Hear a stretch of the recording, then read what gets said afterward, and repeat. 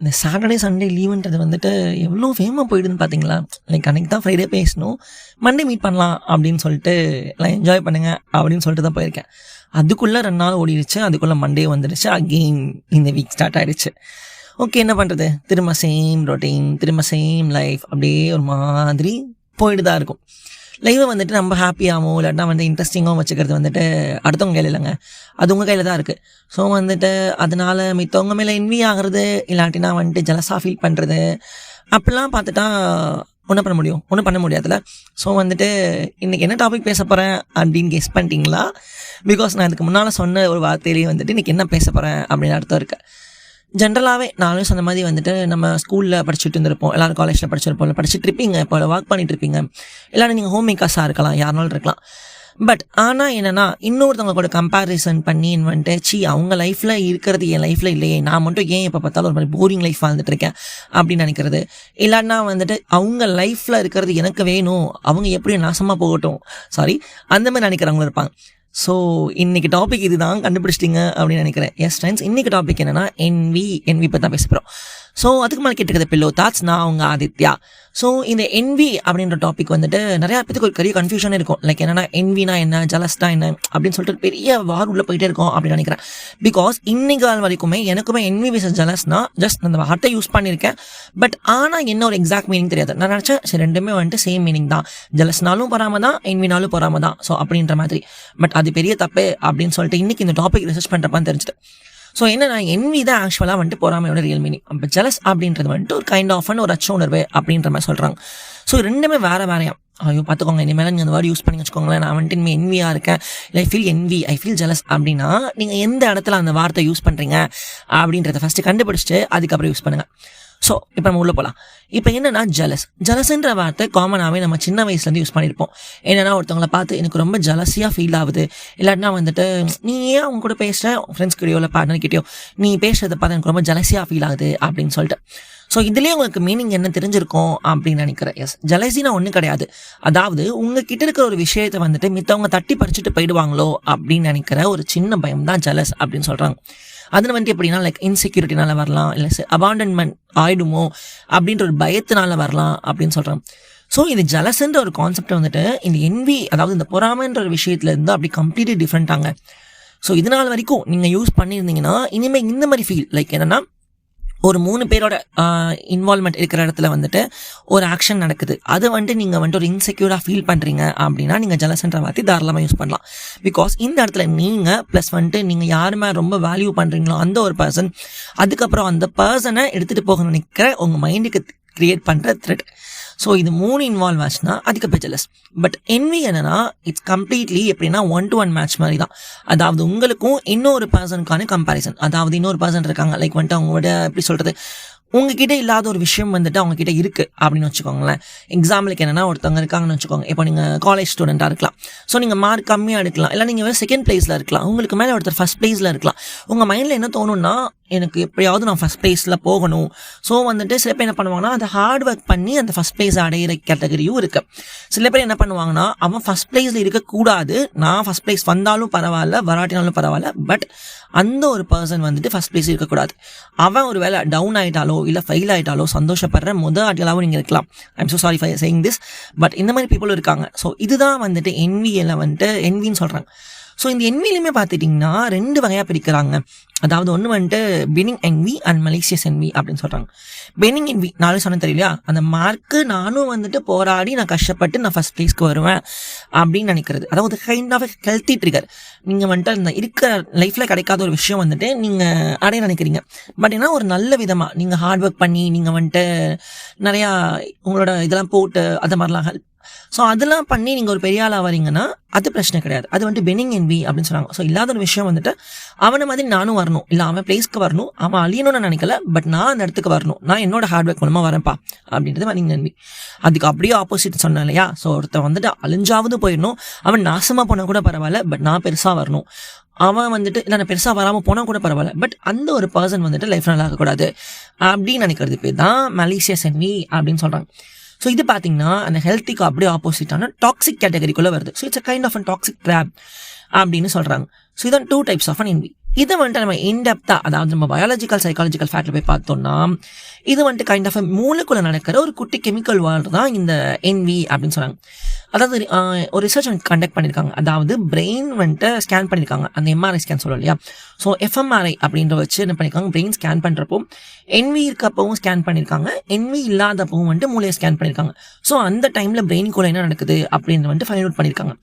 அதில் ஃபர்ஸ்ட் விஷயம் பார்த்தீங்கன்னா இந்த என்வி வந்துட்டு எப்படி ஆகுது அப்படின்றது, என்வி இருக்கிறப்ப மூளையில் என்ன நடக்குதுன்னா டார்சல் ஆன்டீரியர் சிங்குலேட் கார்டெக்ஸ், அதாவது டிஏசிசி ட்ரிகர் ஆகும் அப்படின்னு சொல்கிறாங்க.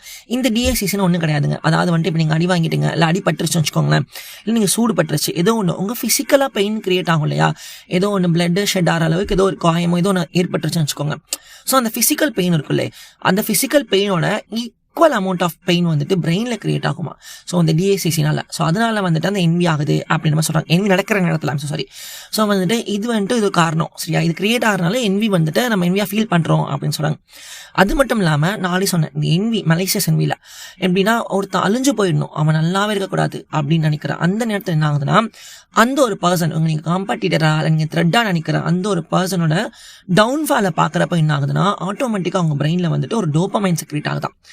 டோபமைன், நான் ஆல்ரெடி நிறையா டாபிக்ல டோபமைன் பற்றி பேசியிருக்கேன். Like happy hormone, like correct தானே. ஸோ வந்துட்டு ஏதோ ஒரு விஷயம் உங்களுக்கு பிடிச்ச ஒரு விஷயம் பண்ணி டோபமைன் செக்ரேட் பண்ணி நம்ம ஹாப்பியாக ஃபீல் பண்ணுவோம் இல்லையா. ஸோ வந்துட்டு அது பேட் வயாக இருக்கலாம், குட் வயாக இருக்கலாம், நிறையா நம்ம பேசிட்டோம். ஸோ அதே தான் சேம் திங் தான் இங்கே நடக்குது. ஸோ அந்த ஒரு பர்சனோட டவுன்ஃபாலை பார்த்து என்ன ஆகுதுன்னா நீங்கள் வந்துட்டு ரொம்ப ஹாப்பியாக ஃபீல் பண்ண வைக்கிறீங்களா, அந்த டோபமைன் வந்துட்டு செக்ரேட் ஆகி நீங்கள் ஹாப்பியாக ஃபீல் பண்ணுறீங்க. ஸோ ஒரு இன்ஸ்டன்ட் ரிவார்ட் கிடைக்குது அந்த இடத்துல. அவன் வந்துட்டு அழிஞ்சு போகிறான், நான் ரொம்ப ஹாப்பியாக ஃபீல் பண்ணுறேன் அப்படின்னு சொல்லிட்டு. இதுக்கு பேர் தான் வந்து என்ன சொல்கிறாங்கன்னா ஸ்கேடன் ஃப்ரூடே அப்படின்னு சொல்கிறாங்க. அதாவது மற்றவங்க கஷ்டப்படுறதை பார்த்து உங்கள் சப்கான்ஷியஸ் ஆட்டோமேட்டிக்காக சந்தோஷப்படுற ஒரு கைண்ட் ஆஃப் அண்ட் சைக்கிளிக்கல் கிளிச் அப்படின்னு சொல்லலாம். ஸோ இதுதான் பார்த்தீங்கன்னா நியூரோபயாலஜிக்கல் ஃபேக்டில் சொல்லியிருக்காங்க. ஸோ சைக்காலஜி ஃபேக்டில் பார்த்தீங்கன்னா நம்ம ஜென்ரலாகவே நம்ம எப்போ என்வியாக ஃபீல் பண்ணுவோம்னா நம்ம வந்துட்டு ஒருத்தவங்க கிட்ட இல்லாத விஷயத்த அடைய நினைக்கிறது, அதாவது அந்த லைஃப்ல அவங்க கிட்ட இருக்காது. எக்ஸாம்பிளுக்கு வந்துட்டு ஒரு நம்ம சின்ன காமனான விஷயம் எடுத்துக்கலாம். இப்போ வந்துட்டு சில பேருக்கு வந்துட்டு ரிலேஷன்ஷிப்பில் இருப்பாங்க, சில பேர் வந்துட்டு சிங்கிளாக இருப்பாங்க, சில பேர் அவங்க வந்துட்டு வாலண்டியர் அவங்க பிடிச்சி சிங்கிள் அந்த ஒரு கேட்டகரியில் இருப்பாங்க. சில பேர் வந்துட்டு இல்லை ஏதோ ஒரு காரணத்துக்காலையோ இல்லை அவங்க மேபி வந்துட்டு அவங்க கேரக்டர்னாலேயோ கூட அவங்க சிங்கிளாக இருக்கலாம்.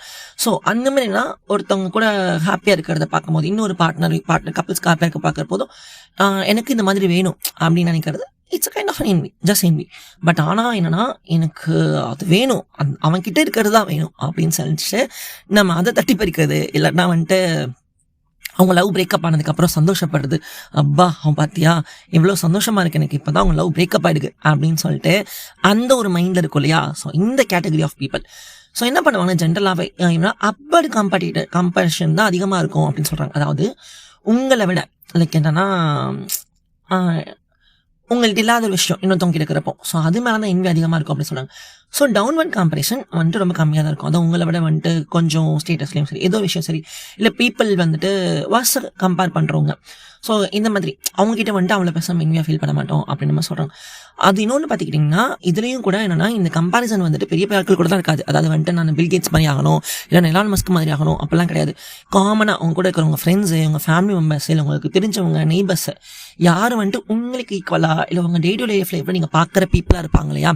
ஸோ அவங்க மேலே தான் என்வின்ற விஷயம் கிரியேட் ஆகும் அப்படின்னு சொல்லிட்டு சொல்கிறாங்க. இதுக்கப்புறம் பார்த்தீங்கன்னா இப்போ ஆர்க்கிடைப்ஸ் பார்க்கலாம். அதாவது 3 டைப்ஸ் ஆஃப் ஆர்க்கிடைப்ஸ் இருக்குது என்வியில். ஃபர்ஸ்ட் திங் பார்த்தீங்கன்னா சைலண்ட் காம்படிட்டர். அதாவது என்னன்னா ஒருத்தவங்களை பார்த்து வெளியே காட்டிக்காம உள்ள பார்த்து அந்த கொந்தளிக்கிறது, வயிறு எரியுறதுன்னு சொல்லுவோம் இல்லையா. அது என்னடா உனக்கு வயிறு எரியுதா அப்படின்னு கேட்போம்ல, சிம்பிள் அதே கான்செப்ட் தான். ஸோ வெளியே பார்க்குறப்போ வா சூப்பரா நீ பண்ணதுக்கு வேணா ஒரு நல்ல கிடச்சிருச்சு, I'm so happy for you அப்படின்னு சொல்லிட்டு வாய் வார்த்தைகளால் சொல்லிட்டு உள்ள வந்துட்டு என்ன பண்ணுறதுன்னா இவனுக்கு கிடச்சிருச்சா இருக்கவே கூடாது நாசமாக போகணும் அப்படின்னு நினைக்கிறா இந்த ஒரு இது. ஸோ இங்கே என்ன ஆகுதுன்னா இங்கே டிவாலுவேஷன் அப்படின்னு சொல்லிட்டு கைண்ட் ஆஃப் சைக்காலஜிக்கல் டிஃபென்ஸில் வந்துட்டு நம்ம உள்ள போகிறோம். அதாவது என்னென்னா பிரெயின் வந்துட்டு அவங்க அச்சீவ்மெண்ட்லாம் வந்துட்டு ரொம்ப சின்னது தான் அப்படின்னு சொல்லிட்டு உங்களை நம்ப வைக்குது. ஆனால் அது உண்மையில தெரியும் அது வந்துட்டு பெரிய விஷயம் சரியா. அவங்களோட ஹார்ட்ஷிப்ஸ் தான் நம்ம கேட்டோம்னா நம்ம கண்டிப்பாக ஒத்துக்கவே மாட்டோம், நம்ம ஓடி இருப்போம். அதுக்கப்புறம் பார்த்தீங்கன்னா ஓவர் அச்சீவர். அதாவது வந்துட்டு பினிங் என்வி ட்ரைவன் அப்படின்னு சொன்னாங்க. இன்னொருத்தரோட க்ரோத்தை பார்த்து என்னன்னா இன்செக்யூரிட்டி வருது, ஆழமான இன்செக்யூரிட்டி வருது. ஸோ நாளை சொன்ன மாதிரி அந்த ஹார்ட் ஒர்க் பண்ணுவாங்களே அந்த கேட்டகரி. ஸோ இது கைண்ட் ஆஃப் குட் என்வி தான். அதாவது ஹார்ட் ஒர்க் பண்ணி அச்சீவ் பண்ணுறது, அவங்க க்ரோத்தை பார்த்து என்வி ஆகி தானும் அந்த இடத்துல வர நினைக்கிறது. எங்கே நடக்குதுன்னா ஹைப்பர் கம்பன்சேஷன் நடக்குது. அதாவது லைஃப்ல வந்துட்டு இந்த இன்செக்யூரிட்டியாக ஃபீல் பண்ணுறதுனால என்ன ஆகுதுன்னா அச்சீவ்மெண்ட்டை க்ரியேட் பண்ண நம்ம வந்துட்டு ட்ரை பண்ணிகிட்ருக்கோம். ஸோ வந்துட்டு அதை நோக்கி ஓடுறோம். So it's kind of a good envy அப்படின்னு சொல்லலாம். அதுக்கப்புறம் பார்த்தீங்கன்னா சினிக் ஆர் ஹேட்டர் அப்படின்னு சொல்கிறாங்க. அதாவது வந்துட்டு யாராவது ஒருத்தவங்க வாழ்ந்துட்டா போதும். இப்போ எக்ஸாம்பிளுக்கு வந்துட்டு ஒரு சினிமா ஹீரோன்னு கூட வச்சுக்கோங்க. பேச நெப்போட்டிசம்னாலாம் வந்தாங்க. இல்லைன்னா வந்துட்டு மேபி நெப்போட்டிசம் கூட இருக்கலாம். அது அவுட் ஆஃப் டாபிக், வேறு நமக்கு தேவை கிடையாது.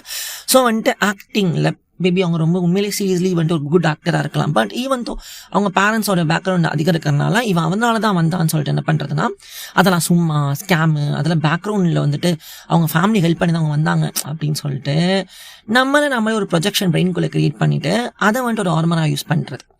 ஸோ இதுதான் என்னென்னா ப்ரொஜெக்ஷன் மேட்ரிக்ஸ்ன்ற சினிக் ஆர் ஹேட்டர் ஆர்கிடெக்டில் வருவாங்க.